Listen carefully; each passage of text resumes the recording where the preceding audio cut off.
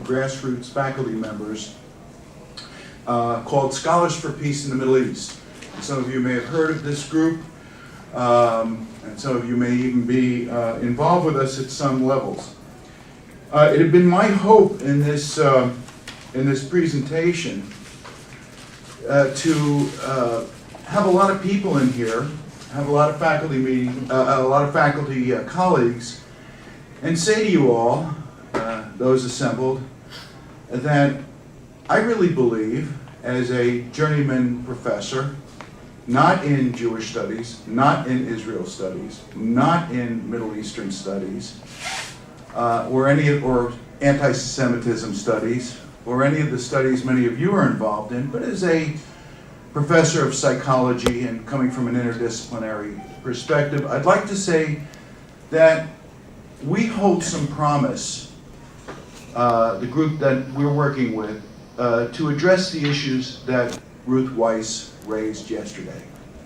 And let me tell you a little bit about how we've done it and how we intend to do it, and share with you some information that I think is very germane and very helpful to the mission of addressing anti-Israelism and anti-Semitism on college campuses.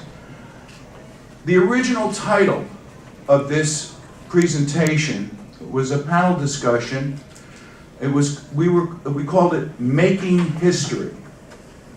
Most of the presentations here have been discussing what's going on, what has gone on in a historical and current affairs context. Our response is in real time to the current events, to the pressing problems on college campuses, not just in the United States, but around the world. And issues and academic issues affecting the Palestinian-Israeli conflict and other issues of anti-Israelism and anti-Semitism on campus. I've told the history of SPME many times in front of many audiences, and perhaps some of you have heard this before, but I'll be very clear about what some of us think it will take to meet the challenge Ruth has thrown out for this group and many other groups. It's important to engage faculty members. Faculty members are stakeholders in the academic community. They are the residents. They have a lot of power that they frequently either don't care to use, abrogate, or simply get frightened of using. They can set standards in curriculum. They can define what is taught. They can pass. They can do a lot of things that affect what goes on in professional association and a lot of things that go on in the classroom and in campus policies. Very few faculty members are literate in their own campus policies on things like academic freedom and free speech and standards and comportment and conduct, unless it affects them in terms of their own promotion and tenure issues. Our job is to, and you'll be hearing about this in later presentations, is to work with faculty members to empower them to use the tools and the laws and the knowledge that is out there already existing. In a previous panel, it was mentioned that law can only partially deal with some of the issues of anti-Israelism and anti-Semitism. But another part of our constituency is policy on campus. There are policies on campus which are not enforced, and that most faculties either think they know, but don't really know, or know and might not have the perseverance to initiate and enact. But there are plenty of guidelines to govern the level of discourse, the level of academic excellence, integrity, and academic freedom. We've heard a lot of concern about what's happening on campus. It's our contention, certainly been my contention for the longest period of time, that if faculty take the initiative to do something about it, we can reverse what's going on campus. Goes back to the old Rodgers and Hammerstein, South Pacific lyric, you've got to be carefully taught. And education is the key here, and what you're taught and what you are willing to stand behind will make a difference. Before I go, so that's the context of this panel. Before I go any further, what I would like to do is introduce the other panelists and give you a brief introduction as to what they're going to be talking about, and then I'll go on with my remarks. We hope to speak about 20 minutes apiece, 25 minutes apiece. And unlike some of the other sessions, we hope to have an interactive dialogue with you so that we can share with you some of the specifics. It's always been my contention that people come with expectations, and if you don't meet those expectations, they leave disappointed. So you may have some questions. And as we're presenting the material, I would hope that you would crystallize your thoughts and your questions, and perhaps we can have a little time at the end for some groupthink, some strategizing, and maybe leaving with some common purpose. And that's part of the engagement, the educating, and the empowerment. We don't have all the answers. You have many questions. You have many answers. Back and forth. That's how this grows. And let me tell you very quickly that this process has engaged over 60,000 faculty members through one activity of our association or another. We have Scholars for Peace in the Middle East. We have over 60,000 network participants worldwide. So there is a thirst and a hunger for this kind of networking, this kind of engagement, this kind of education, and this kind of empowerment. And it all starts with each one of us. Let me introduce Professor Sam Edelman. Sam Edelman is the executive director of Scholars for Peace in the Middle East. And as we have grown, we have felt the need for an administrative, visionary executive director whose experience at a number of universities, currently affiliated with Cal State University Chico, where he is the co-chair of the Center for Genocide Studies there. He has been with us for the past, 18 months now, and has been taking us very much to the next level of interactions, not just with faculty, but with the students and the community. And he's going to be looking retrospectively at the work that we have done and the work that we have yet to do and the work that we, in fact, will be doing as this mission evolves, as we build the network, as we build the response, as we build it multidisciplinarily and at a campus near you, if not your own campus. And then, and please forgive me if I pronounce the name, we have Dr. Linda Blanchet, did I get that right? Of the Simon Wiesenthal Center, the Simon Wiesenthal Center, who is going to be talking a lot about the work of the center with the University of California system, which is very much on the top agenda of like what's wrong with this campus, or what's wrong with this campus system, or what do we need to fix, and how do we use those policies, and how do we address those issues. And she and a number of our leaders within SPME are working within the system, working with the existing policies and the laws and a number of community organizations. So we're going to be finishing up with a case study, in many ways a case study of how the forces can combine, how faculty, community organizations, can work together to redirect and challenge the narrative and the events that are going on, all within the context of academic integrity, honest debate, and academic freedom. So, let me tell you a little bit about how we got started. It started with a conversation with my son. I think that somebody else yesterday you referred to a conversation with your daughter. And one of the things that we are very frequently inspired by is our children. They set challenges for us. My son was relatively uninvolved politically. He's a scientist. He's a computer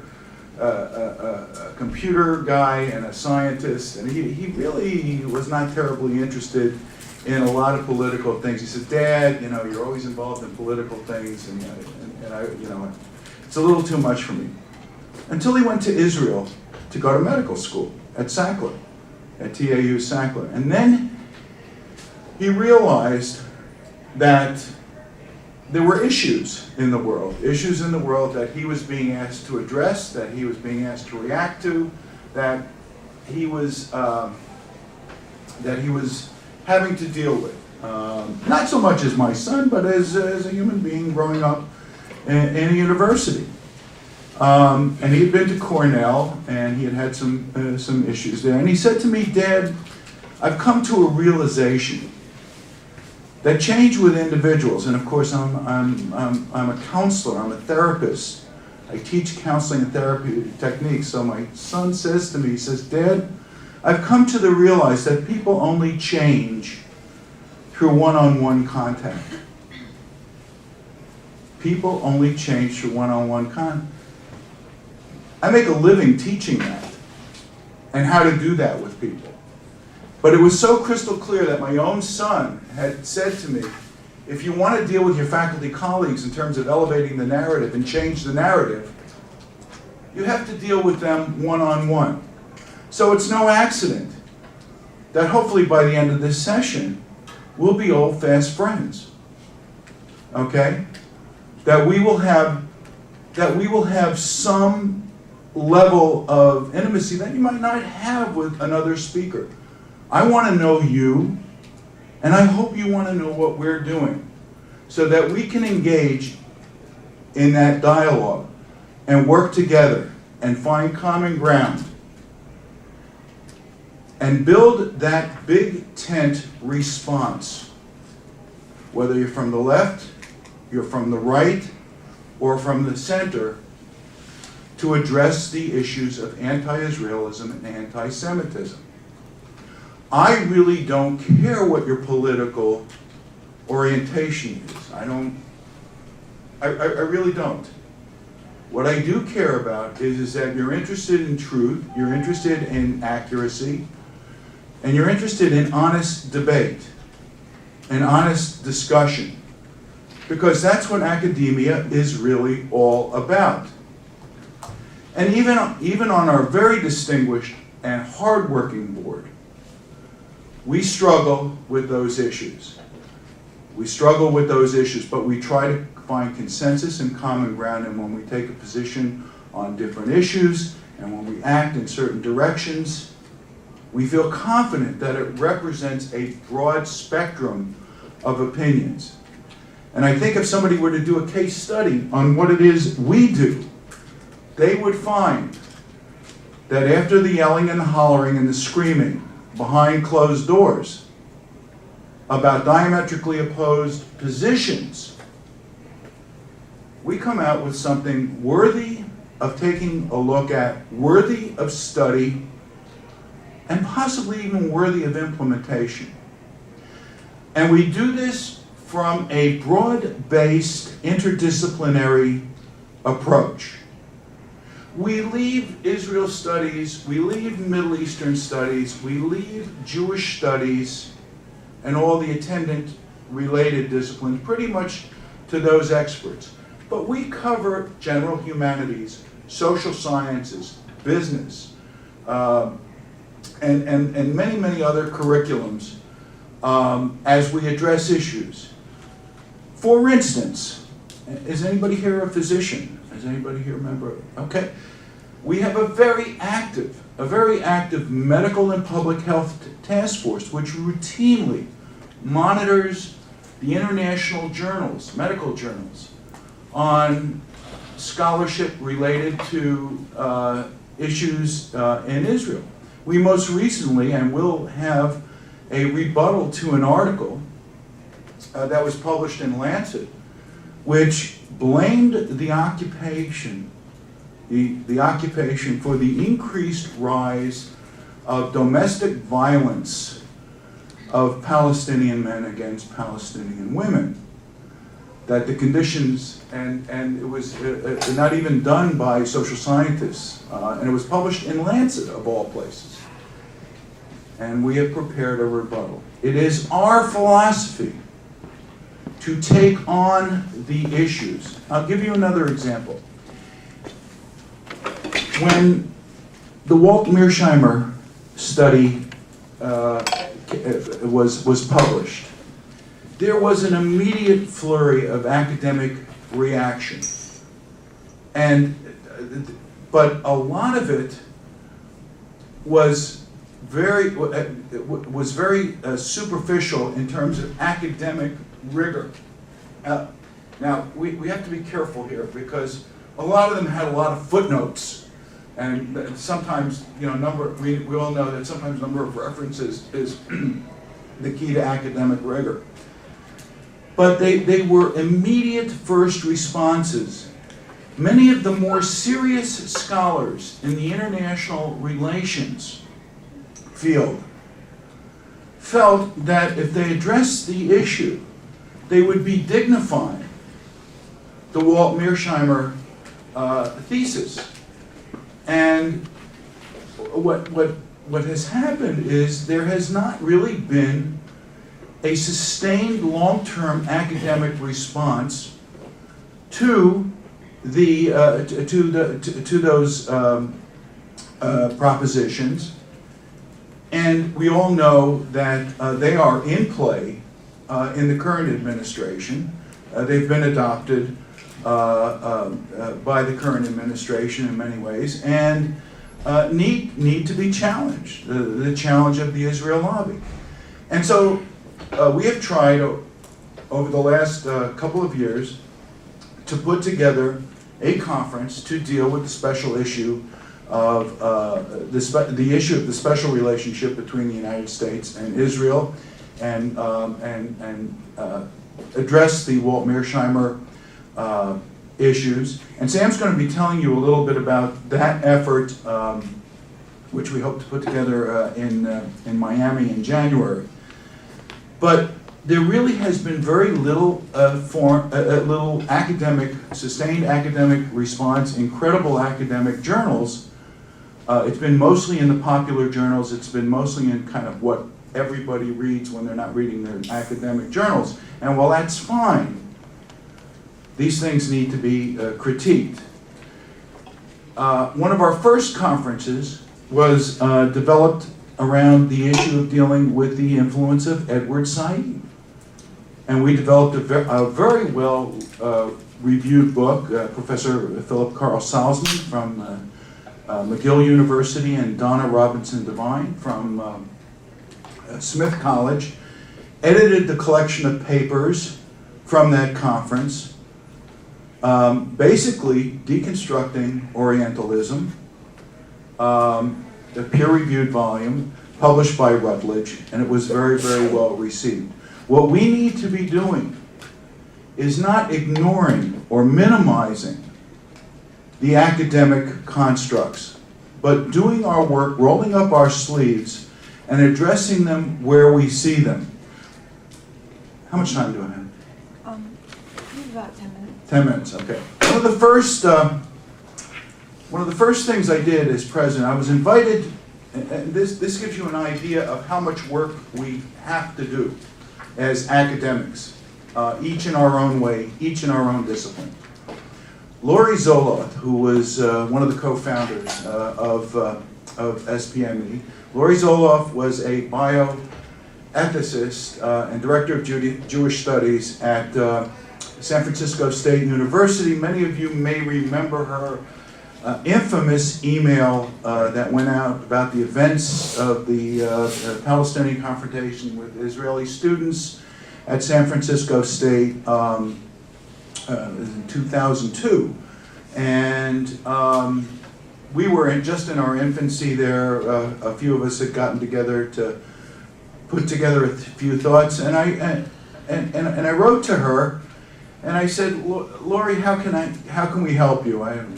We don't have much here, but we're a group of concerned faculty, and your email has struck a chord, and she became one of the co-founders of SPME with us. Well, in any event, fast forward a year or two later, she invited me to the combined meetings of the Jewish and Christian Ethics Society, the academic society that, do we have any ethicists in the room?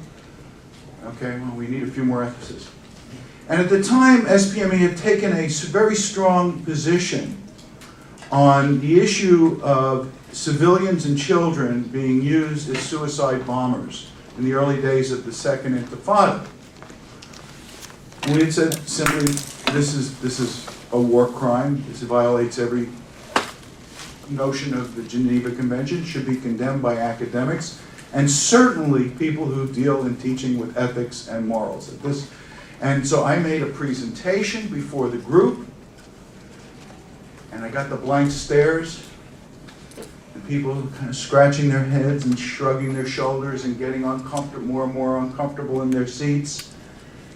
And I said, I'd like to ask your board, your combined board, to endorse this resolution, which simply said that the use of children and civilians for suicide bombing is to be condemned as unethical and immoral. Pretty simple concept here. And I was told that it was too complex an issue to deal with. Now, this is by Jewish and Christian ethicists, very well-meaning people. Well, I'm a psychologist. What do I know about ethics, right? And I'm saying, guys, they're just something. You don't strap bombs to children and put them in a crowd and have somebody set them off from afar. There's something very wrong with that. Can't you come out with a statement? Now, it wasn't like they don't take positions on these kinds of issues. Maybe I could understand that. The issue was too complex. And so sometimes, because we, as academics, we tend to analyze things in a complex way, we use that as a defense mechanism not to deal with it. Now that we have more and more people in the room, I'm going to make a public challenge to you, and I hope you would take this out as you meet and greet other people in this room. There is a thirst for the knowledge that many of you are generating in terms of your studies of anti-Semitism, anti-Israelism. Our group is not ready to schrei a Gewalt about how bad things are. Our group is ready to swing into action and use its academic resources and its academic base to provide accurate and important issue to besieged colleagues at universities who refuse to identify themselves but are dealing with problems of anti-Israelism and anti-Semitism on campus. And Sam's going to tell you about some initiatives that we will be doing in terms of putting scholarly materials. We invite you to use our faculty forum to share your interdisciplinary ideas with 60,000 colleagues, well beyond your discipline. We'd love for you to write originally for the faculty forum. We'd very much like you to write originally for the faculty forum. But if you think you have something that is instructive for your colleagues who are not members of your association, that you think everybody should read, please send it to us. and we will share it with an increasing number of people every year. That's a challenge I issue to you as a form of action. Many of you are doing some incredibly important work that people don't get to see every day, but by virtue of their being participants in our network, that's a few more people that may be reading your articles, understanding the positions better, developing better responses so that they can take it to their professional associations, take it to their classes, take it to their campuses, yes, and even to their communities, those that choose to get involved in the communities. I issue that as a challenge to you. Our door is always open. We, as anybody who's ever been involved with us, it's open 24/7 around the world. We're responsive, and we welcome you. And just come see us. Let me have your card before you leave. If you're not on our mailing list, how many of you are on our mailing list? All right, so about 30% of you are on our mailing list. If you have work you want, if you have work that you want other colleagues to see, whether you published it in your own journal or you'd like to publish it in ours, let us know. We want to see it. Thank you very much. The next speaker will be Sam, who is really going to put some meat on the bone here in terms of some of the things I've alluded to and some of the things that we'll be doing in the future. Thank you. We're going to have time for questions. We're going to have time for questions after. I think what we're going to try to do now is talk topless. The last day and this morning we've heard some very inspiring words, some frightening words.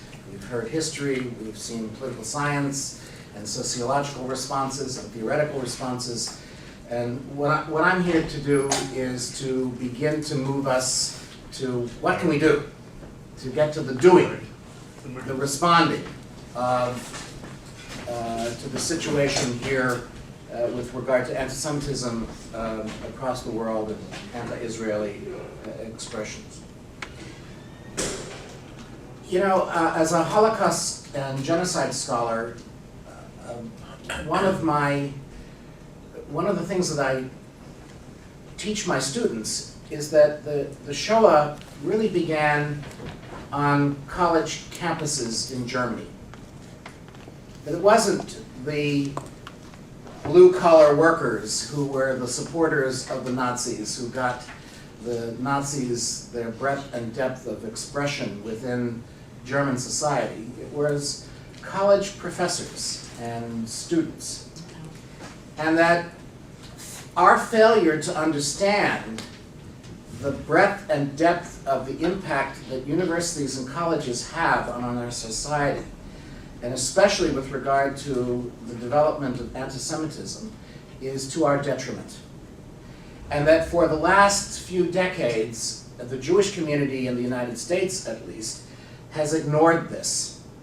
We have been putting lots and lots of money into students of late, and Stand With Us, and Hillel, and Chasbara Fellowship, all of these student and various Israel student organizations, all of this money that we've been putting in with Birthright and other things has shown some modest success. But we've ignored the one group that really has the most impact on colleges and universities, and that is our colleagues and ourselves, faculty. The Jewish community in the United States, and I would say also in Canada, and to a greater degree even in Europe, has completely missed the boat. Well, on the other side, the Arab world has understood completely that it is college professors who run things on college campuses, and so they put billions of dollars into programs across the world.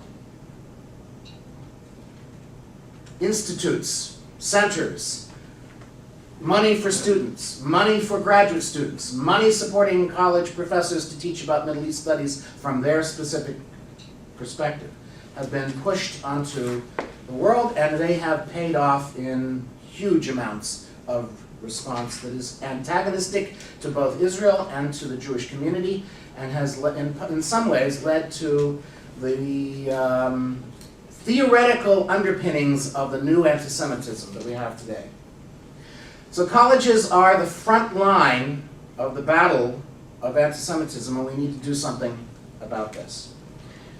Scholars for Peace in the Middle East was started in 2002. We are the successor organization of an older group called American Professors for Peace in the Middle East. Some of you may remember that. How many of you remember APME's, American Professors for Peace in the Middle East? A couple, okay. Well, it's a shame, because it was a very, very successful organization that was effective in getting American and Canadian university professors to Israel, doing programs. They had a journal, they had a vast infrastructure across the United States and Canada of faculty who were pro-Israel and very supportive, who fought anti-Semitic activities on campuses. And after Oslo, in the throes of the hope for peace, the Jewish community and the Israeli government killed APME. They said, we don't need you anymore, and it died. And then we had 2002 with San Francisco State and Columbia and all the other explosions that have led, as you saw from some of the charts today, from the chart today that Dina put up, you saw the explosion of anti-Semitic activities that have been taking place recently. These we've been seeing going on little bit by little bit since 2002. SPME, as Ed said, is a network of almost 60,000 scholars all over the world on 3,500 campuses. That is not inconsequential. It is a force. The unfortunate thing is that this force is kind of amorphous and undeveloped. Our major work of the last 8 years has been, and our success has been in the area of petition drives and letters. And our effectiveness has been quite good in this area. But it is the board of SPME and the organization itself have understood that it is insufficient to just do petitions anymore. The petitions, while they are good to help stopping boycotts and to fighting divestment, it's not what we need. And so when, in the last 2 years, last 18 months, we have been struggling to figure out a new way, a new approach, and that's what I'm going to talk to you about now. Our new approach is to create an infrastructure on college campuses all over the world. We already have the beginnings of that infrastructure with 60,000 network participants on 3,500 campuses. We have 40 chapters. Our goal is to create a chapter on every college campus that we can possibly get in the United States and Canada and Europe and Latin America and Asia. Right now we have chapters in Europe, in Austria and Germany, in France and Great Britain. We have a chapter in Australia. We have new chapters hopefully starting soon in Peru and in Brazil, and we have many chapters in the United States and Canada. It's our goal to expand this network and make it a fully developed network of committed academics who are not people just in Israel studies or Middle East studies or Jewish studies, but who are in academic fields from A to Z. Toward that end, we are investing our resources, our time, and our energy in helping to get faculty aware of the importance of this effort. And this takes two things. One, it takes people who are committed, but it also takes people who are knowledgeable about the issues. And when we talk to faculty and our chapter chairs and others, they say, well, I'm a faculty member in agriculture. What do I know about the Middle East? What do I know about the Arab-Israeli conflict? I can't respond to the committed Palestinian faculty member or leftist faculty member or supporter of a boycott divestment who has pulled off all this information and speaks so eloquently. How can I respond to this? And so part of our goal is to create a way in which we can train our faculty colleagues all over the world in how to respond more effectively to these egregious anti-Israel and anti-Semitic activities that are taking place. So our twin goals of educating and engaging faculty are the key to this, in creating this network of infrastructure across the globe. Leila Beckwith and Tammy Benjamin, two of our board members, did a very interesting study of they call it Our Jewish Students Safe on California Campuses. It was a pioneering study, a pilot study that they published in the American Thinker. You can see reference to it on our website. It was an important and insightful analysis of the anti-Semitic activities that college students in California are confronting at UC Santa Cruz and UC Irvine and UC Berkeley and San Francisco State and CSU Fullerton and as a professor emeritus of the Cal State system who was on the academic senate, it was an appalling study for me to watch because it shows the breadth and depth of anti-Semitism that is affecting us in one of the most populous states. So, our plan is to create this structure of campus networks all over the world, to get chapters on every campus. You who are here can help us do that, and we hope that you will join us in this endeavor. All we need is to get 3 faculty members on a campus to get themselves together and participate with us, and you too can become a chapter on a campus. This is an important step because it's making a commitment to fight against what's going on college campuses. But it's not enough just to have 3 participating members. We have 80 faculty network participants at UC Berkeley. But when it came time for fighting back against the boycott, divestment, and sanctions effort that took place this past spring at UC Berkeley, nobody was willing to stand up. It took Hanan Alexander, a visiting professor from Haifa University, and finally Malcolm Feely, who was in the law school, who was an SPME member, to finally stand up with Professor Efron from Jewish Studies. And it was those 3 faculty members who were the ones who fought against Judith Butler and Danny Boyarin and the others who were, the other Jewish faculty who were supporting the boycott and divestment issues. This is not right. We need to get faculty to stand up. Another lesson that we learned from the Shoah is that silence means affirmation, and if the Jewish community remains silent, how can we expect others who are not Jewish to speak out?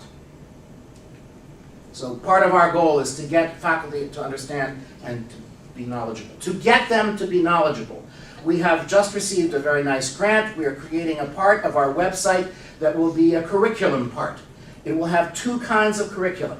It will have curricula that is developed by faculty members in fields outside of Jewish studies, Israel studies and Middle East studies, who put a unit about Israel in their course. A positive unit about Israel.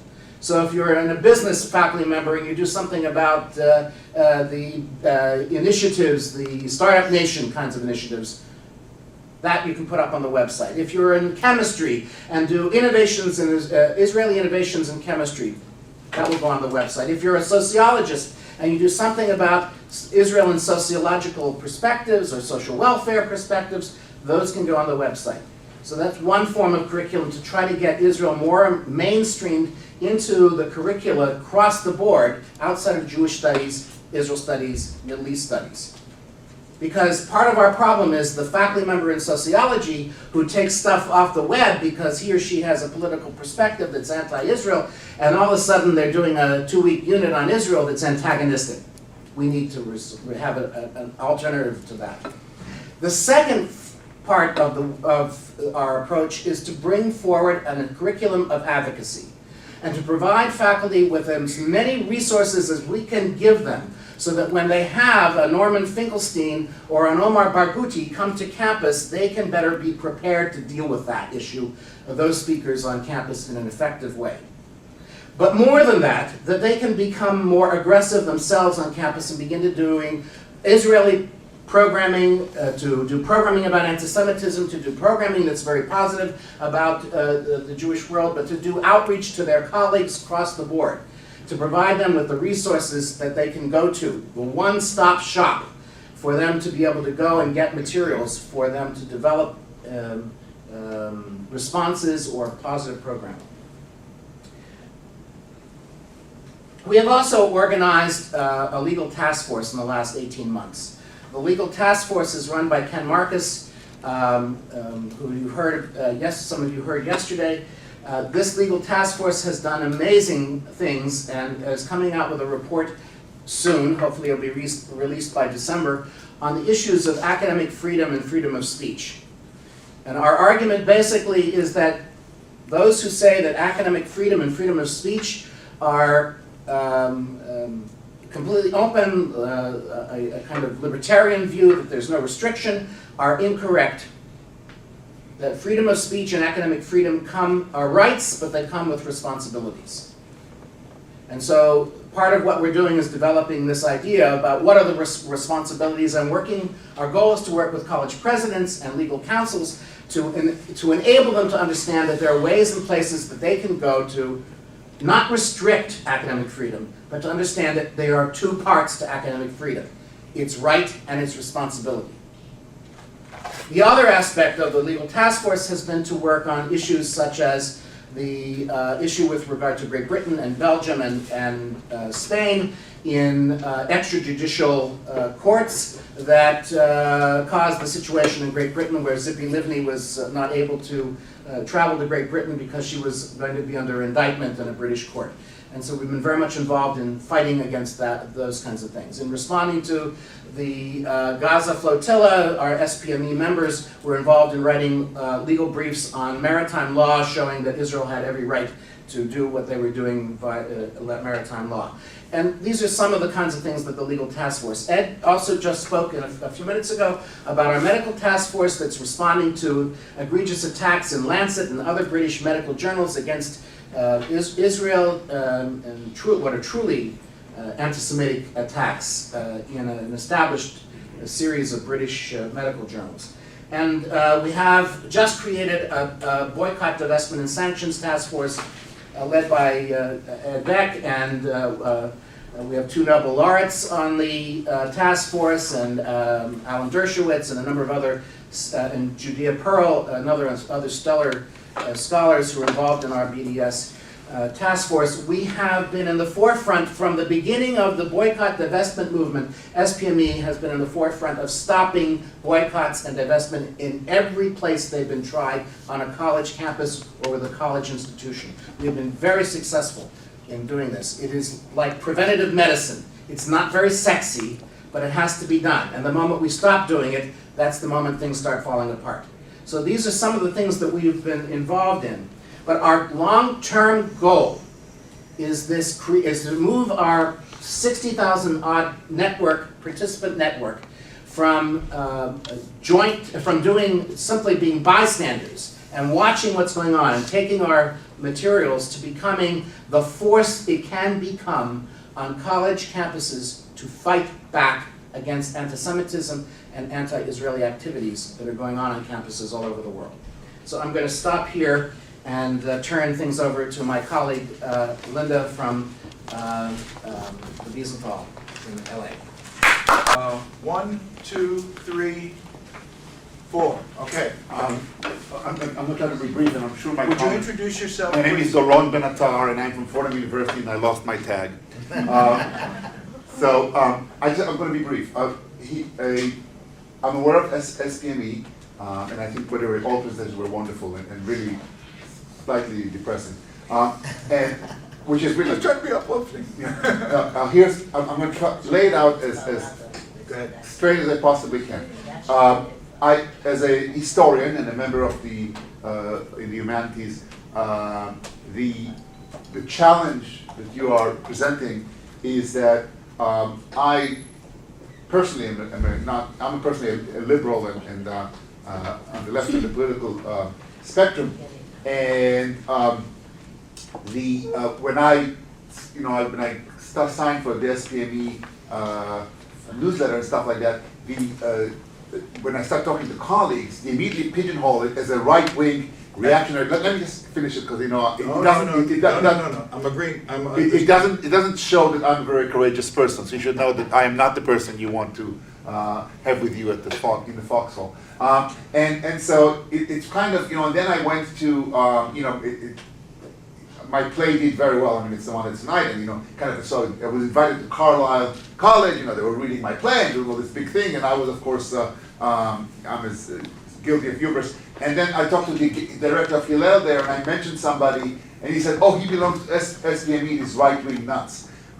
And so I kind of thought to myself, well, should I really join SPME? I mean, I gave money, but that's.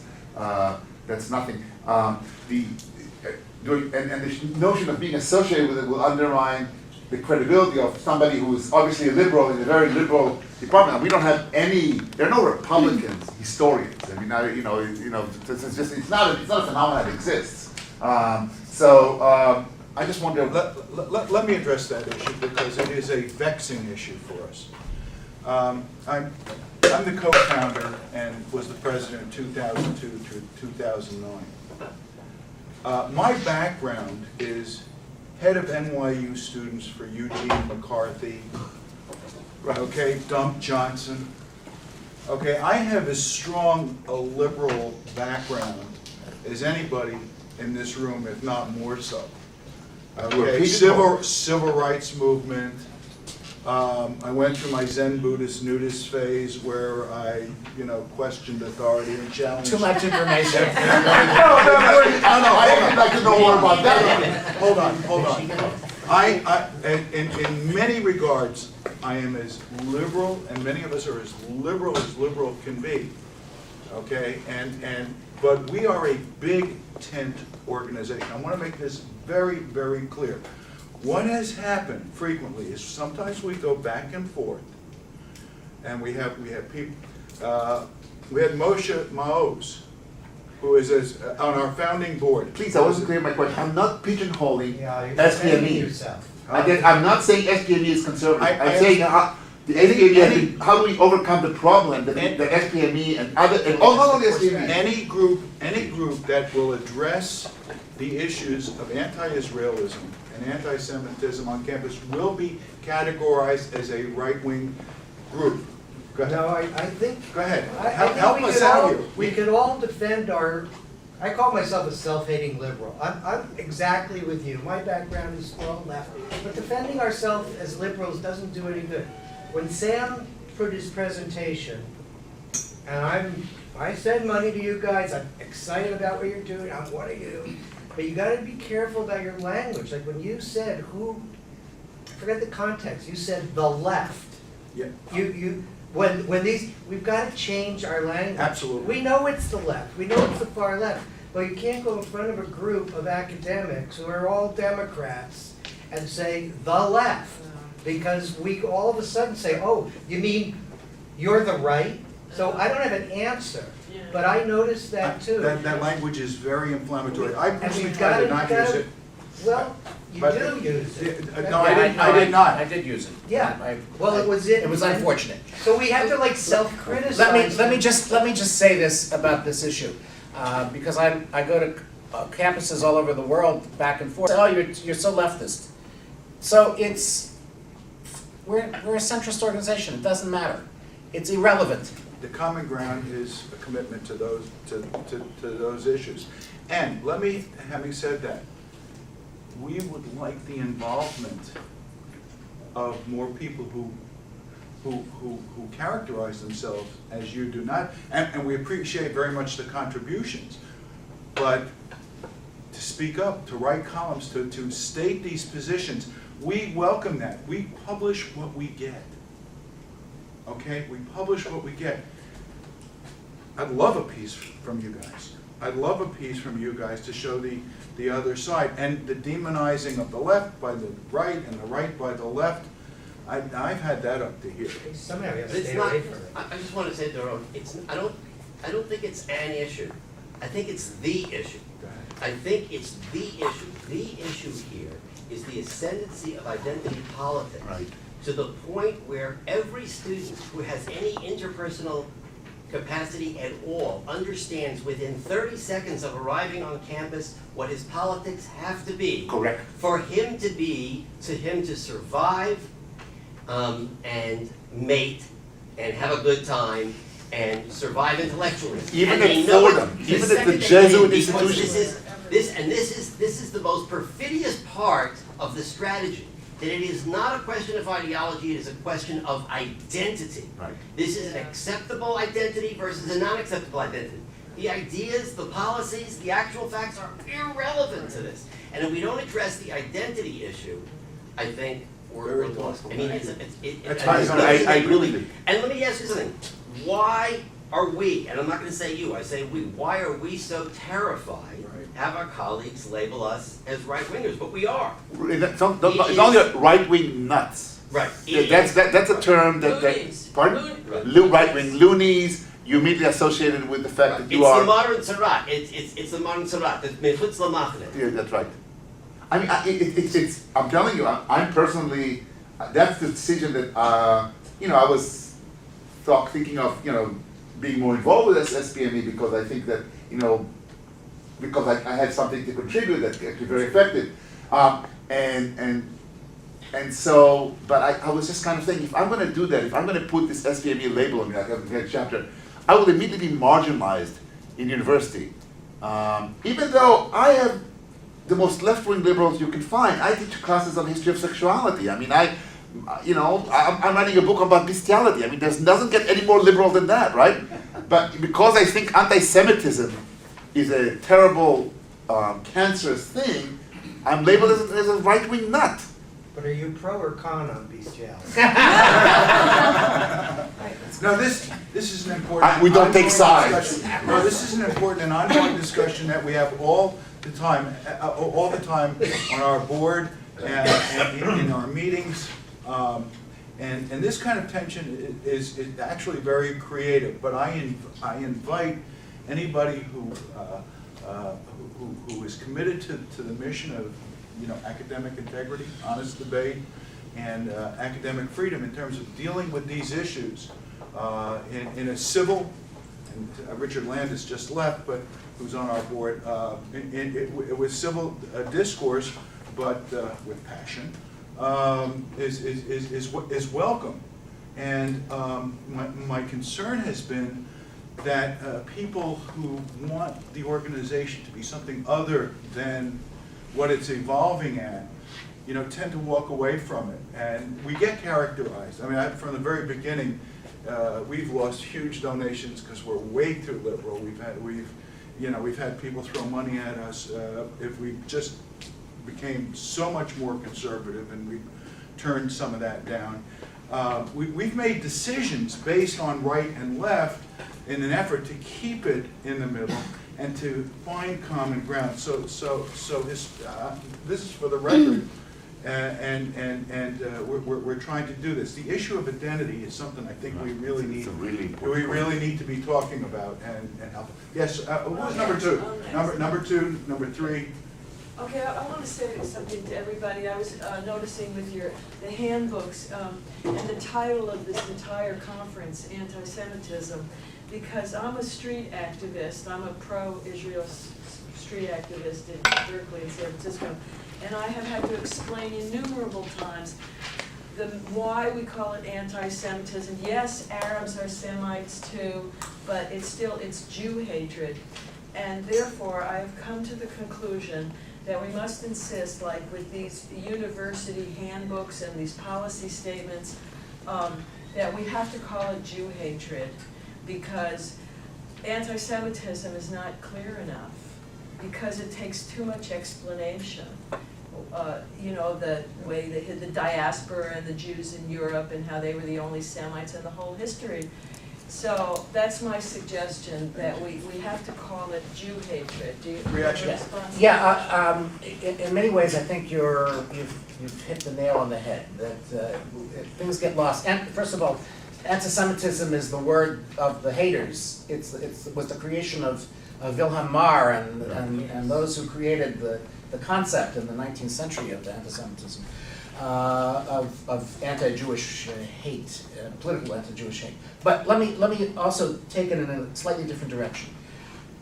SPME has joined with 13 other Jewish organizations to work with the Office of Civil Rights and the Department of Education to change Title VI so that it recognizes ADL's been involved, Wiesenthal's been involved, AJC, ZOA, et cetera, a huge number of groups. We've been involved in trying to attempt to change Title VI to recognize Jewish ethnicity as one of those groups that are under threat.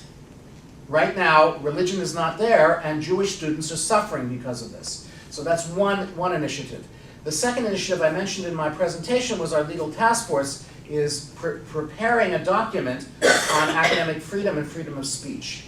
FIRE, which is the organization that has been promoting a libertarian perspective on freedom of speech on college campuses, has put college presidents and legal counsels in a position where they are afraid to make any statement abridging, so-called abridgment of freedom of speech, so that hate speech, in their opinion, is protected, which it is not.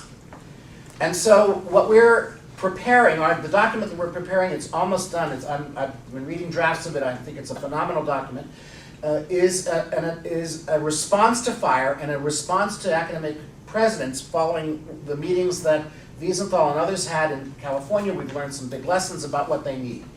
So part of the goal here is not just response, but aggressively creating positive legislation and public policy that begins to protect Jewish students legally and also begins to get academics to understand that it is not just a right. It is there are responsibilities that go with academic freedom and freedom of speech. So these are initiatives that we're all working together as a consorted group of both academics and legal scholars and Jewish organizations to try to get some substantive change in place so that we can then use the system more effectively. So what should it be called?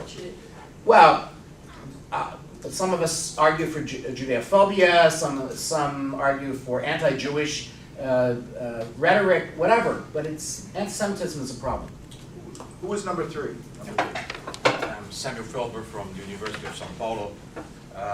First addressing your question, I don't know if it's fortunate or unfortunate, we don't have that problem in Brazil. Anti-Semitism in Brazil is Jew hatred. Nobody thinks Right. about Arabs when this term is used. Right. So, People use the term Jew hatred. no, in Brazil anti-Semitism is Jew hatred. Nobody thinks about Arabs when they Right. address the question of anti-Semitism.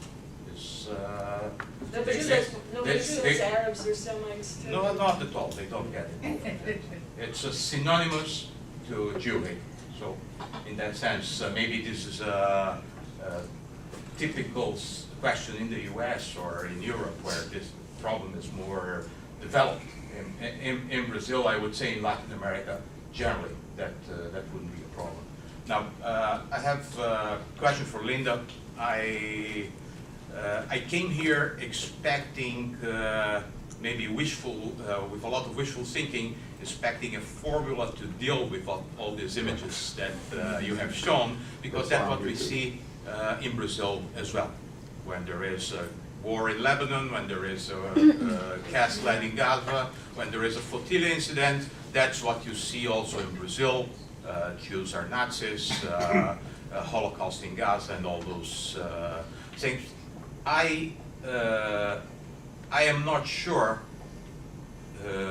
that addressing the university as an institution is the solution, because you would have a lot of informal action that cannot be addressed unless you bring police to stop it because it's illegal. So I would appreciate if there could be in the future some thought or maybe a discussion about what could be done on this academic and student level without involving the authorities, without involving the university itself, because I don't think that could be that effective. There would be guerrilla warfare by the students against it. So they will come out and do whatever they think they have to do in order to express their opinion. This is one point, and I have another question is, we have had discussions in several departments at the university regarding the value of discussing the subject. So should we discuss the Arab-Israeli conflict, the Israeli-Palestinian conflict, or this would be an opportunity for the other side to advertise about it? So how does SPME or how do the Visital Center sees the question? Is that the problem? Shouldn't you discuss it in order not to open Floodgates. yeah, in order not to give the opportunity to other side to advertise? Or should you engage in a very high-level discussion about it? Okay, well, I can answer the first question you had. I didn't have time to go too much into the role of the Museum of Tolerance, but one of the sort of newer initiatives that we're really pushing for is to get student groups, the people who do faculty development, so the training, staff development on campus, so not just the administrators, but people who are hands-on working with students and student groups themselves to do major events with us and conferences. It's hard to depict in a very quick PowerPoint the power of the Museum of Tolerance to do a lot of these kinds of things, but we've been... I'm sorry, but I am very worried about our problem, and we still don't have a She's tool like talking that. about what to do in So Brazil.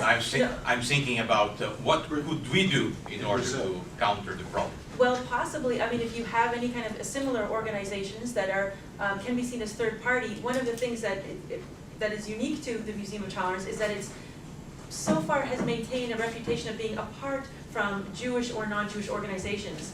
And as somewhat of a sort of a mutual or neutral territory, has the ability to bring in people to do the kind of learning that we're all desperate for people to have, right? We all want people to name anti-Semitism, we want them to know about it more. Sometimes we may have to start with who is a Jew with some people, but certainly I think even in Holocaust museums, for example, are there Holocaust education facilities? No, okay. But I would say one of the biggest things I know I would love to see for all Holocaust education institutions, which there are all over the world, is to do a better job about teaching about anti-Semitism. One of the unintended outcomes that happens with the Holocaust Museum is people tend to go and have this transformative experience and learn so much about the Holocaust and leave sometimes with an impression that anti-Semitism ended with the Holocaust. And